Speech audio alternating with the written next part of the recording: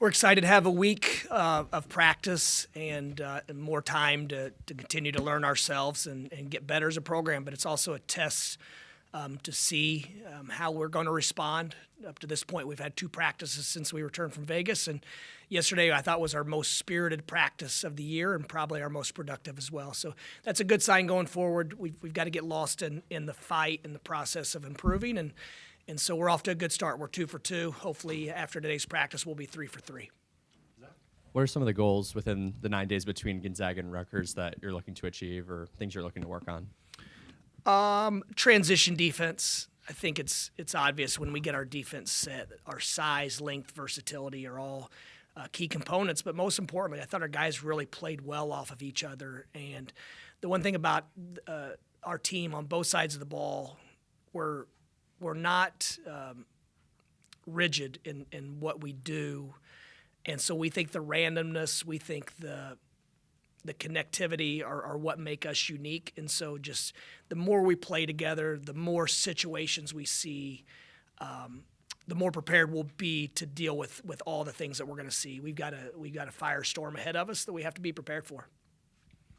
Did you find some cheat codes out there, and how does the Axe kind of fit into that? Obviously had a huge week. I think our cheat code is our unselfishness. So that would be it right now. I think each game is going to present some different opportunities for us based on who the other team is. But we do have some unique weapons, but I think right now our unselfishness is our cheat code. Yeah, you alluded to it off the top, but when you have success like this, maybe is the next test learning how to handle it. And I mean, you guys are number 1 in the net rankings. You're going to be top 5 in the country. How do you make sure that things stay the same? Well, we have to get better. We talked about it yesterday, whatever today is. What's today's date? November 1st. So on November 1st, December, yeah. Dates and all this stuff is just, it's Monday, correct? So on December 1st, you guys can empathize with my wife. So on December 1st, we're good enough to compete with anyone and everyone in the country right now on any given night. On April 6th, I think is that last Monday, are we going to be good enough to compete with anyone on the country that night? And so if we get stagnant, if static, whatever, we're not going to be in position to do what we want to do. So we just have to get better. We have to put our earmuffs on and just get better every single day and continue appreciating each other and our unique talents and gifts. And if we do that and we get even hungrier, because that's one thing success does. It makes you fat and happy, complacent, whatever you want to call it, or it lights a fire that you want more. And as long as our more isn't recognition, pats on the back, it's more giving more to your teammates and more in other areas, then we'll be fine. But it's going to be a fight. But like I've told everyone, you get a lot of unsolicited advice in this position. I would much rather take this problem versus some of the other problems. So, we're going to fight the fight. Then one more. Clayton was asking about cheat codes. I mean, is 2-point shooting and rim protection, is that the other one? I mean, just the vast difference in both ends of the court. 2-point shooting for us? Yes, and 2-point defense? 2-point defense, yeah. Yeah, I mean, you recruit shooting and you have shooting so you can get layups and dunks, right? I mean, people, the shooting thing, you recruit shooting so you can get threes. If you recruit shooting and you have guys making shots, it opens up everything else. So if we're taking and making a good percentage of our perimeter shots, then we're going to shoot well from 2. And we're continuing to get better. We've got to add some things to our package that will allow us to beat some of the best defensive teams in the country with the way they're going to defend us. And I'm not going to divulge that for obvious reasons, but we're still trying to add some things to our arsenal that can make us tougher to deal with. But like I said, we still have a lot of holes in what we do on both sides of the basketball. We've got to get better. I know it's December 1st, but what does it mean to you to be number 1 at Ken Palm? The initial net rankings came out today. You're number 1 in that. What would it mean to be number 1 potentially in the AP poll this week or at some point? I mean, obviously, cool for the attention of your program. We're always recruiting, selling, messaging, so it's great for all of those things. But internally, like I said, we've got to continue to whatever analogy you want to use, build a fort around our locker room, build a moat around our fort, whatever the case, we have to continue to just, take it all in stride and understand that all glory is fleeting. I mean, this could be gone Saturday. So we never get too high or too low. And when the world's falling, because we only beat a good Big 12 team by X number of points, the world's not falling in our locker room, and it's not falling. And we're not screaming from the mountaintop now. I mean, our temperature rarely changes. It's what our gym yesterday before practice was a capacity of guys in there working with intentionality to get better, and so those are the things that I care about. Dusty, it's one thing to beat good teams, to beat them like you guys did, and to do that a few days in a row. Did you see that coming? And how do you explain that level for like that this early, especially? I don't really have any explanation other than we did feel like we were, we used the bamboo analogy. We felt like we were on the cusp, that we had planted the right seeds, we were harvesting the right way, and we felt like there was going to be a breakthrough. Whether we were going to leave Vegas 0-3, 3-0, we felt like in our near future there was going to be, or somewhere in between, we felt like there was going to be a breakthrough soon. We're too talented not to. We were starting to see some I guess, signs or glimpses in practice that it was coming, but there's no explanation for that. Looking back on it, I've watched all those games now multiple times, and our spurt ability is impressive, and I think our depth has a lot to do with that. And also, we talked to our guys yesterday about what changed throughout, and one of the things that I think Elliott said was that when you defend and rebound like we are right now, it alleviates any stress or pressure on your shots. You know that if we're doing what we're supposed to do, we're going to get 40% of them back, and then having the confidence that you're going to get a stop on the other end anyway. It's not going to be detrimental if you miss a shot or miss a free throw, whatever the case. So I do think that it all goes hand in hand, and the rhythm of the game dictates that. But no, I didn't see this coming, especially with the caliber programs we played. I have so much those are two of the three winningest programs in the last 10 to 15 years in San Diego State and Gonzaga. And then obviously Auburn is one of the most talented teams in the country. How satisfying was taking care of the ball and having the turnovers down? I know you talked about it, get asked about it a lot, and Yeah. you guys obviously did it. Yeah, extremely. I thought the last 4 or 5 minutes of each game, we turned it over a few times unnecessarily. And so that alone, I mean, we're putting a lot of focus and attention on that, the turnover battle. We're still not turning teams over enough. But yeah, we're taking care of the ball, and like I said before, we throw so much stuff at the wall. I mean, when we attack a problem, it's drills, it's in live play, it's in the film room, it's individually in the film room, and so you don't know what works. But I think our guys looked a lot more connected. But most importantly, I think it looked like a team that was trying to generate a good shot. I don't think there was anyone that was trying to hunt shots to score. Even when we would get a lead, there wasn't a guy on our team that was hunting numbers or stats. They were playing for the guy to the right and to the left, and so that's a good sign going forward. I think last year we would hit that 12 to 14 point and we didn't maintain the same level of intensity, concentration, and unselfishness that we did so far this year, that we have so far this year. Dusty, you mentioned over the summer that Trey McKinney was a bit ahead of the curve of what you expected. How would you assess his performance through 7 games, and what stands out most to you about him? Most importantly is the way he stays with it. I think a couple of the games he was disappointed in the way he played, and we weren't, because we know how difficult it is to be a freshman in college basketball, and you're not going to play well every game, just like Yaks at Wake Forest. You're not going to play – we have 35, 40 games, whatever we have. You're not going to play your best game every game. And so it's just getting to the next game. But his process never changed. His temperament never changed. His work ethic and practice never changed. And even though he wasn't making shots that he makes every day, he was missing some open shots, and you could see him drop his head a little bit. We encouraged him to never drop his chin and to continue to do all the little things, the details, the invisible plays that are extremely visible to us, to keep doing all those things, because his presence on the court, his communication is that of a fifth-year senior. His ability to process information quickly is that of a fifth-year senior. His ability to do multiple things as far as being in the gap and closing to a shooter and get a hand on a ball is that of a fifth-year senior. And so he's adding a lot to this equation. And, our wings weren't playing nearly as well as they were capable a week or two ago, but it wasn't – we were letting the shots dictate all the other facets of the game. And so that's what's the coolest part. Those guys all are playing really, really well outside of what shows up on the box score. Dusty, how similar was that to like an NCAA tournament atmosphere? And was that event different from some of the other events you've played in years past? I'm trying to think how many, I've been in Maui a few times. Some years you play in these 2-game events, and some years it's 3 games. Last year in Fort Myers, did we play back-to-back games, Brian? Do you remember? There was a game in between. So that one felt more like an NCAA tournament environment. This felt more like a conference tournament environment.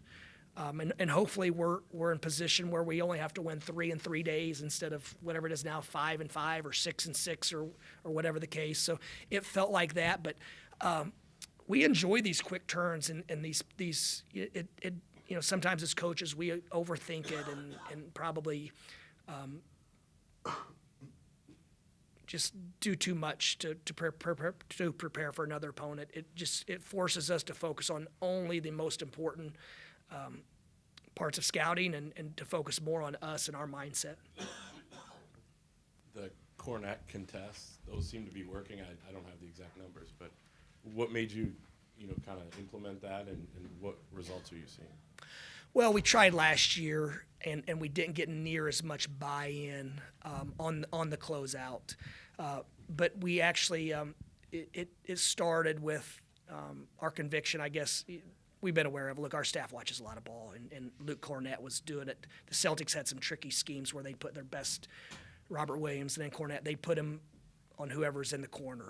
And so he could roam and make plays, and so he was naturally going to be behind the play, and you jump like these guys are doing just to distort vision and cause a reaction, whatever the case. And so last year against Wisconsin, we were in a pickle because we defended them really well at Wisconsin, and we didn't guard their bigs, and we packed the paint because we were so afraid of Blackwell and Tanji and foul trouble and whatnot.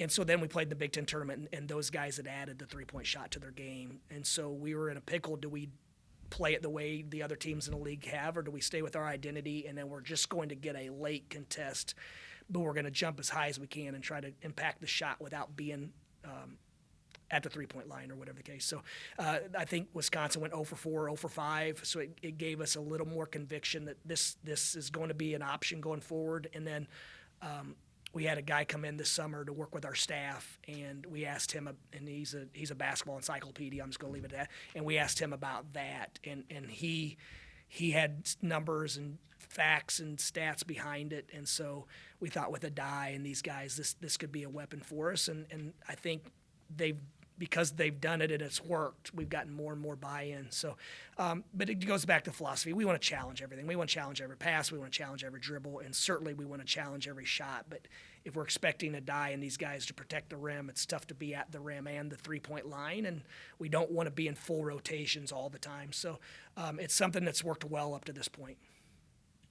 It is funny, though, when Elliott's doing it and Roddy's doing it, the guards don't have quite the same impact, but they're not quitting on any plays. It's a multiple effort play. No, after the Middle Tennessee game, we talked to Yax, and he said that he felt maybe early on in the season he was trying to fit in this team as more of a role player. I guess, was that something you identified, and then what have you seen from him in the game since then? Did I identify and bring Yax in to be a role player? I think everyone has a role. I mean, yes, absolutely. Luka Doncic's role is to go get triple-doubles every night. Kobe Bryant's role was to lead the Lakers to a championship and do whatever necessary to win. Michael Jordan's role was we brought him in we brought in everyone on our team to be a role player. Roles look a lot different. We played pickup a lot at FAU, and we had a couple of really good players on our staff, and KT's with us now, and Todd Abernathy. And Church and I, we take a lot of pride in connecting the group. And so we would tell those guys after every win against the managers and GAs that they played their role extremely well that day. They scored 90% of our baskets. And so, yes, he has a role on our team. Was he being aggressive enough? No. He was coming off of an injury.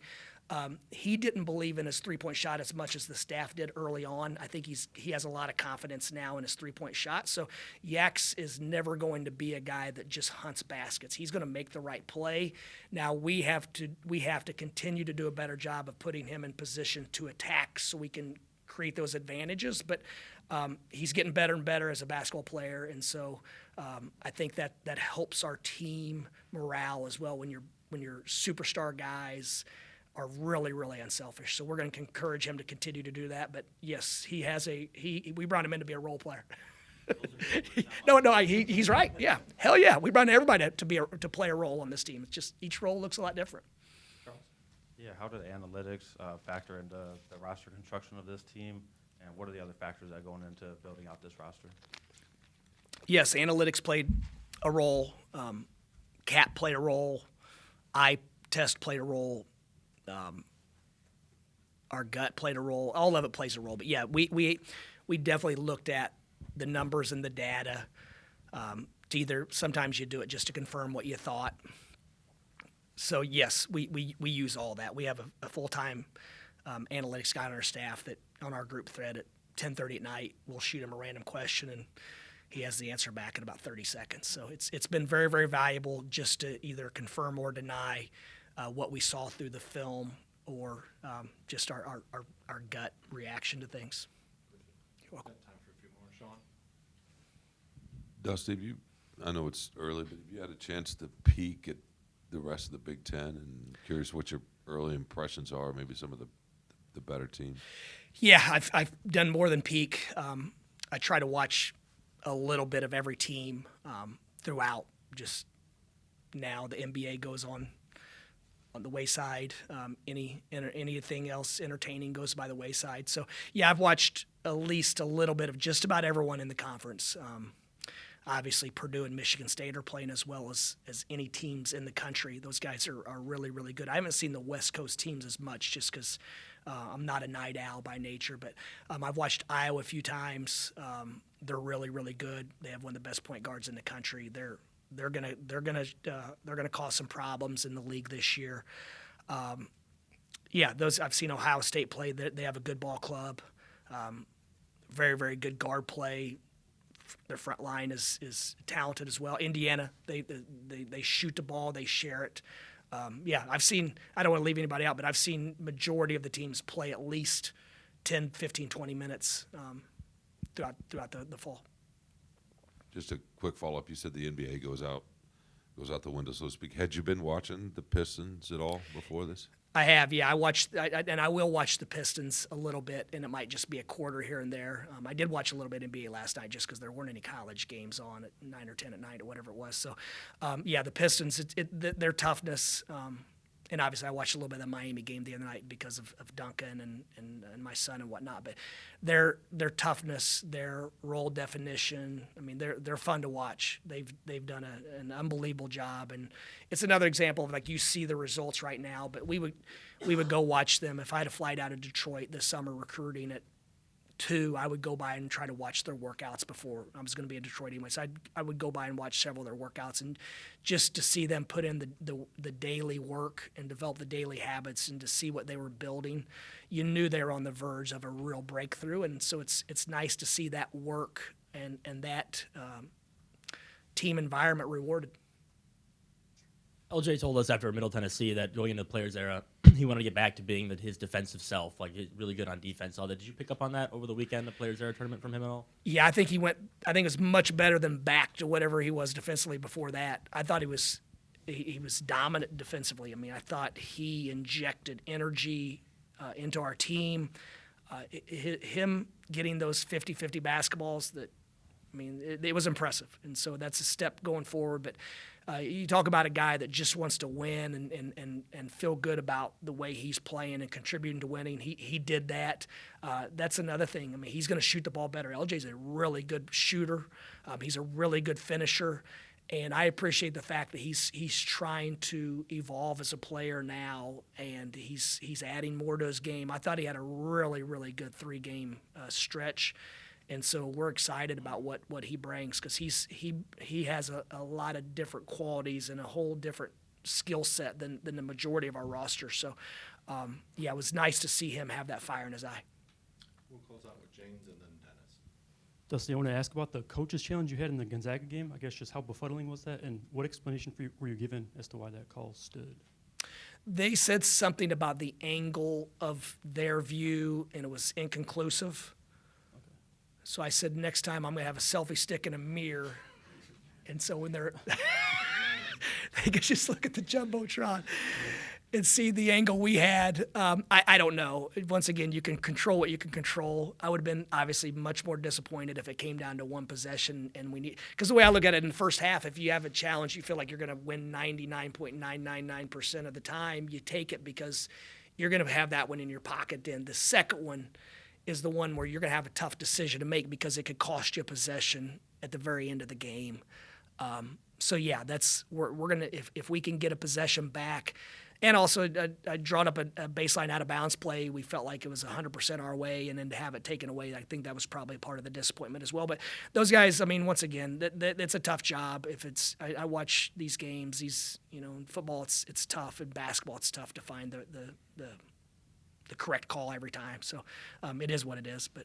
I mean, after experiencing that, do you reconsider moving forward, maybe challenging an obvious missed call in the first half just to save it for the second half when it might matter more? No, I don't think so, because the obvious one you're going to get it back. Now the second one I'm not going to be quite as I'll be much more frugal with the second one, but the first one, no. If there's a play that is going to give us a possession, no, we're using it. We want that possession back.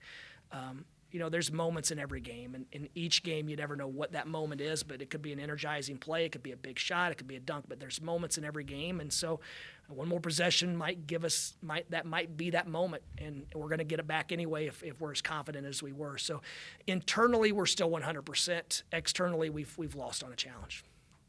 Dennis, you want to close this out? Yeah, Cadeau took some elbows, and he was on the floor a lot out there in Vegas. Can you talk about his game, maybe his toughness too? Yeah, I thought he made as big of jump as anyone as far as the invisible plays and the intangible plays that go into winning. I couldn't be more happy couldn't be happier with Elliott. He brings so much to our team. I think he's our engine. I mean, like I said, they're all here for a different role. I mean, his role is to run our team, to be a complete pest and irritant defensively for every minute, every second he's on the floor, and so we're seeing him do a lot of. He gets us easy baskets. He pushes tempo, and the one habit that we challenged him to break, that he did was asking for outlets right after the rebound. We've challenged all of our guards, him and LJ, and it's new. When we rebound, Yaxel and Merez, these guys can bust out dribble and they can lead the break. And so when we get a rebound, to not ask for the outlet back, to separate, get up the floor so we can pitch it ahead to him and let him make plays in a 3-on-3 setting versus a 5-on-5. And I thought he did that. I thought he was past half court with the ball quickly, and good things happened when he did. So credit to him. But yeah, his feistiness, his competitive spirit, those things are extremely important to this group. And he brought that.